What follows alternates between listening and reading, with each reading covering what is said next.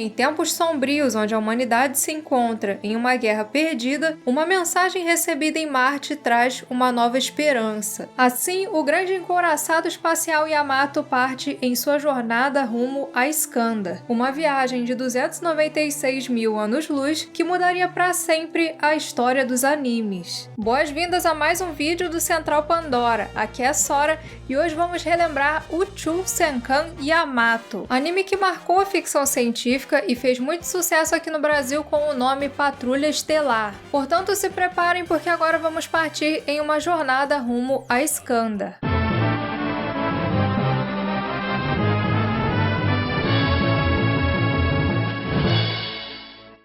Este vídeo é um oferecimento de World of Warships, game grátis de batalhas navais para PC, onde você pode controlar grandes lendas da história naval, incluindo o encouraçado japonês Yamato. São navios de guerra, contra-torpedeiros, porta-aviões, cruzadores e até submarinos. Em uma divisão ou como um lobo solitário, você vai participar de batalhas épicas em mais de 40 mapas, que têm clima dinâmico e gráficos de alto nível para deixar a sua experiência muito mais imersiva. O game tem vários conteúdos lançados todos os meses e arenas de batalha 12 vs 12 que também estão sempre trazendo novas experiências para o game, que está disponível também nos consoles. Para jogar World of Warships é só baixar ele no link que estará aí na descrição e depois de baixar o jogo faça seu cadastro utilizando o código BRAVO para ganhar um pacote de brindes super completo que inclui, entre várias coisas, 7 dias de Premium para você já começar com tudo.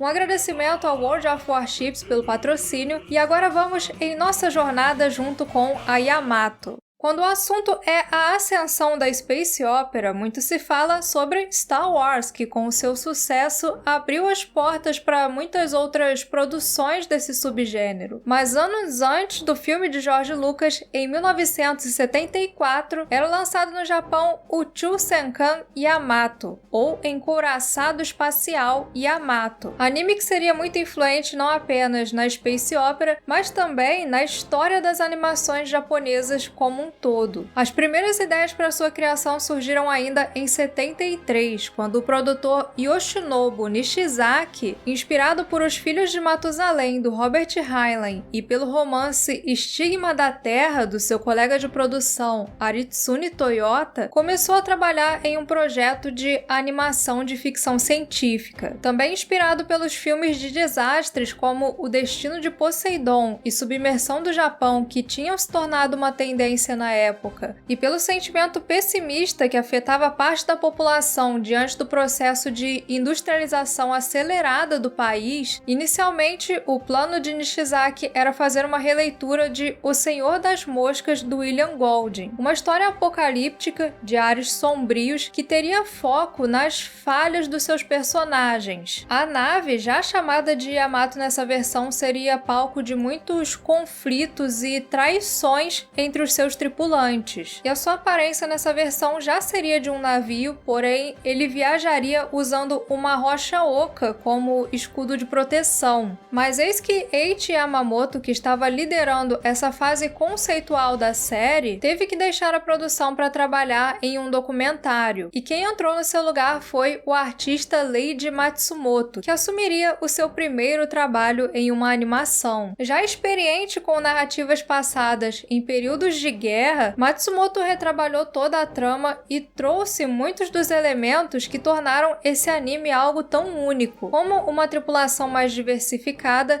e um novo design para Yamato. Um fato curioso é que entre os personagens originais do Matsumoto estava o Capitão Harlock, personagem que foi removido de Yamato e só foi estrear em 1977 no mangá Capitão Harlock Pirata do Espaço, mangá que originou a popular série de 78. Por fim de uma produção altamente pessimista, Yamato foi sendo alterada e se tornou uma fábula esperançosa, retratando o triunfo da humanidade diante do caos e da destruição.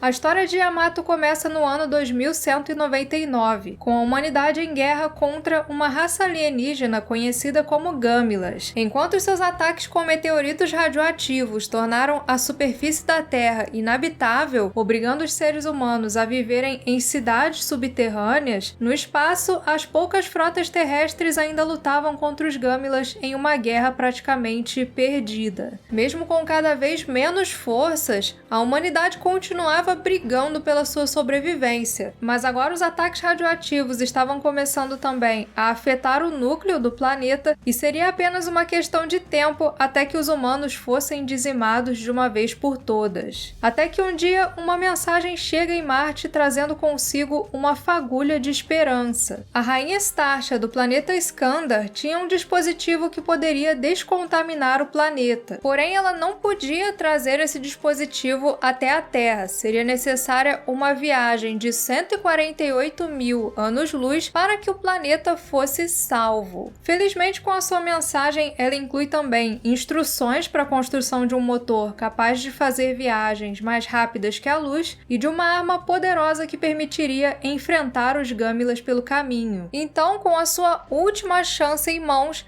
a humanidade começa a construção da nave que faria a jornada até Skandar. Para que o projeto não fosse descoberto pelos Gamilas, toda a construção da nave foi feita no interior das ruínas do antigo navio de batalha Yamato, que agora se encontrava no meio de um deserto que um dia fora o oceano. E a escolha do Yamato para esse anime não foi uma coisa assim por acaso. O primeiro de sua classe e um dos mais famosos navios de guerra da história, o encouraçado japonês Yamato foi pensado para ser uma das principais forças do país contra as frotas estrangeiras.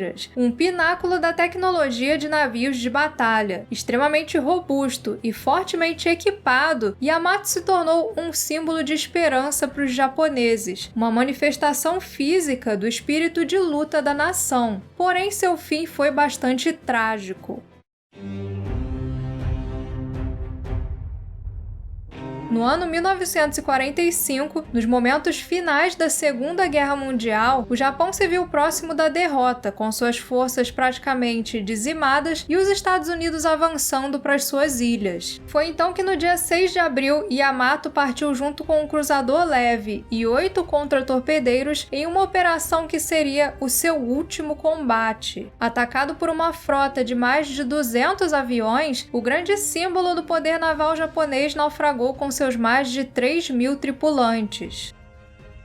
Inicialmente, Mitsuru Yoshida, um oficial sobrevivente do Yamato, escreveu um relato das suas experiências com o navio que seria publicado em uma revista. Porém, na época, o Japão estava tomado pelas forças de ocupação dos Estados Unidos e, por isso, a sua publicação foi proibida. Essa história só foi se tornar popular após 1952, quando a ocupação já tinha acabado e ele lançou o livro Requiem para o Encouraçado Yamato, contando a sua última missão no navio. Livro que em 1953 foi adaptado pelo diretor Yutaka Abe em um filme chamado Senkan Yamato e consolidou o Couraçado como um ícone cultural, que desde então passou a figurar em livros, filmes, mangás e muito mais. Temos a sua presença até mesmo em obras não japonesas, como é o caso do game de guerras navais World of Warships, focado em navios que marcaram a história durante a Primeira e a Segunda Guerra Mundial. Nele você encontra Yamato como parte do topo da árvore japonesa, representado com toda a sua potência e riqueza de detalhes tanto nas suas estruturas quanto nos seus armamentos. Navegar o Yamato em World of Warships é uma experiência tanto para você que admira e quer conhecer essa lenda naval em toda a sua glória. Mas definitivamente um dos momentos mais icônicos da história desse couraçado na cultura pop foi quando ele viajou para o espaço.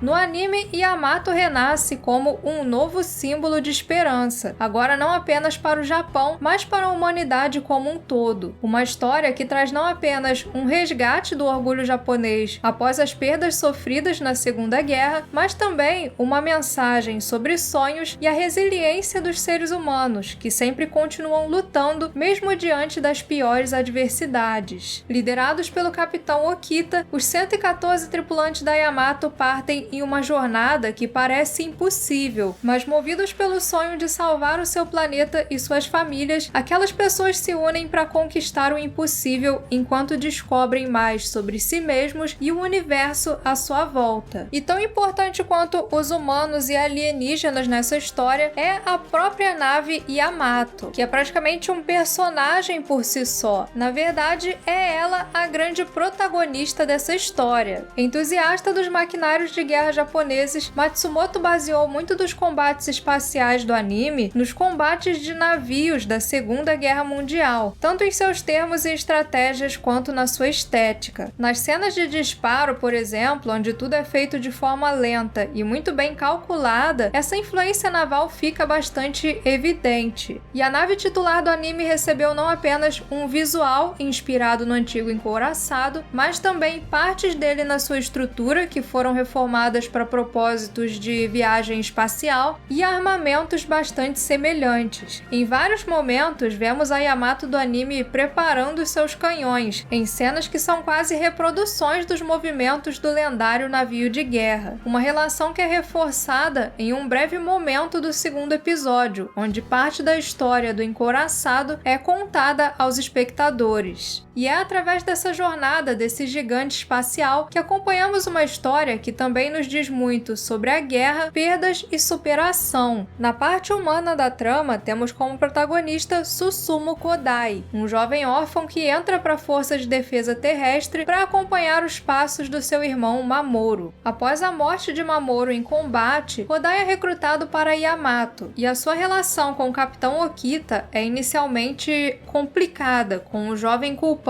o capitão pela morte do seu irmão, que foi deixado vagando no espaço após cair lutando pelo seu planeta. Ao longo da sua saga, vemos Kodai passando por um árduo processo de amadurecimento, indo de um jovem impulsivo e tomado por um forte sentimento de vingança para um navegante habilidoso e uma figura de liderança idealista. Uma jornada que pode ser apontada como um dos aspectos que tornam esse anime tão interessante, pois mesmo tendo essa mensagem positiva e até os tradicionais alívios cômicos dos animes, geralmente protagonizados pelo Dr. Sado e o robô Analyzer, ele tem também os seus momentos de seriedade, de trabalhar os dramas daqueles personagens e demonstrar sensibilidade ao lidar com um tema que ainda era tabu para muitos japoneses, de falar sobre o potencial destrutivo da guerra e o seu impacto sobre pessoas, sobre civilizações.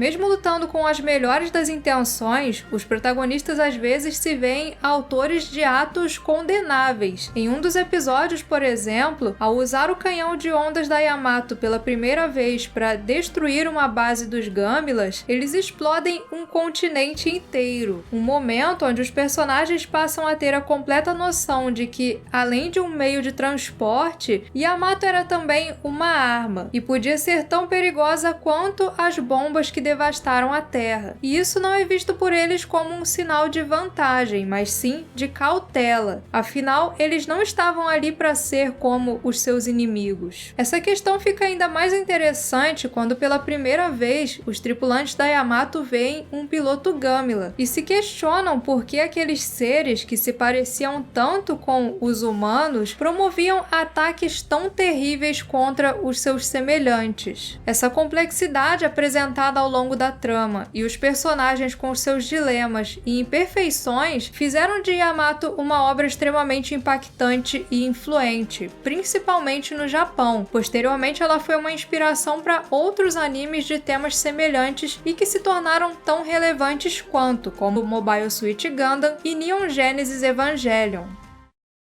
Exibido na TV pela primeira vez entre outubro de 74 e março de 75, Yamato passou completamente despercebido pelo público. Mas apesar da baixa audiência, eles não estavam dispostos a desistir de Yamato. Yoshinobu Nishizaki decidiu fazer uma compilação do arco Busca por Skandar, que seria exibida nos cinemas. E foi quando essa versão finalmente chegou para o público que Yamato alcançou o seu almejado sucesso. Em 1977, o mundo via um boom de ficção científica, com Star Wars chegando nos nos cinemas norte-americanos e fazendo um sucesso estrondoso. Porém, a distribuição mundial do filme foi acontecendo aos poucos e ele só chegaria no Japão em 78. Enquanto isso, a Fox estava em busca de filmes sci-fi norte-americanos para fazer uma divulgação conjunta de Star Wars, anunciando que em breve chegaria uma explosão global de ficção científica. Acontece que no Japão não tinha nada de expressivo de ficção científica norte-americana para sair, só que eles tinham o seu próprio Star Wars. Então, se aproveitando do terreno preparado pela chegada da ópera espacial de George Lucas, Yamato encontrou espaço para mostrar todo o seu brilho. O filme foi um estouro em bilheteria e se tornou um fenômeno na indústria japonesa, estabelecendo as animações japonesas como mais do que meros mangás para TV. Com seus temas e complexidade, Yamato mostrou que os animes podiam ser uma forma de arte, algo muito além de meros desenhos infantis, e formou as bases para o fenômeno conhecido como anime boom. No final de 1977, Yamato havia conquistado o 9º lugar entre os filmes japoneses de maior bilheteria e se tornou o filme de anime mais bem-sucedido da história. E assim, apenas um ano depois, em 78, chegou nos cinemas Adeus ao Encouraçado Espacial Yamato, sequência que fez o dobro do sucesso do seu antecessor e estabeleceu Yamato como uma grande franquia, que não apenas ganhou diversas continuações em séries, mas também passou a ser explorada em outras mídias, como jogos, mangás e até mesmo um filme live action lançado em 2010. Além de adaptações do anime em mangá escritas pelo próprio Leiji Matsumoto nos anos 70, em 2000 ele lançou também Shin Uchu Senkan Yamato, uma história passada em 3199, protagonizada por descendentes dos tripulantes da Yamato original, agora pilotando uma versão maior e muito mais robusta da primeira nave. Em 2002, o Matsumoto até estava querendo transformar essa série em um anime, mas infelizmente ela foi interrompida do nada quando uma ordem judicial impediu que ele continuasse usando a marca Yamato. Mas se você tem curiosidade de conhecer esses primeiros mangás que eu citei, eles foram lançados aqui no Brasil pela editora New Pop com o título Patrulha Estelar Yamato. É uma ótima leitura tanto para você que quer relembrar essa história, quanto para quem quer conhecer a primeira saga que nunca foi exibida aqui no Brasil. Atualmente se encontra em andamento uma série de remakes da história, iniciada com Yamato 2199, anime que reconta os eventos da série de 74, com o diferencial de ter visuais mais modernos e tanto personagens quanto uma ficção científica mais trabalhada. O sucesso de Yamato 2199 deu origem a toda uma nova saga que continua recontando as histórias posteriores, porém com algumas modificações, o que faz dela uma experiência interessante tanto para quem já viu as animações antigas, quanto para as novas gerações, que estão conhecendo agora esse fenômeno da ópera espacial.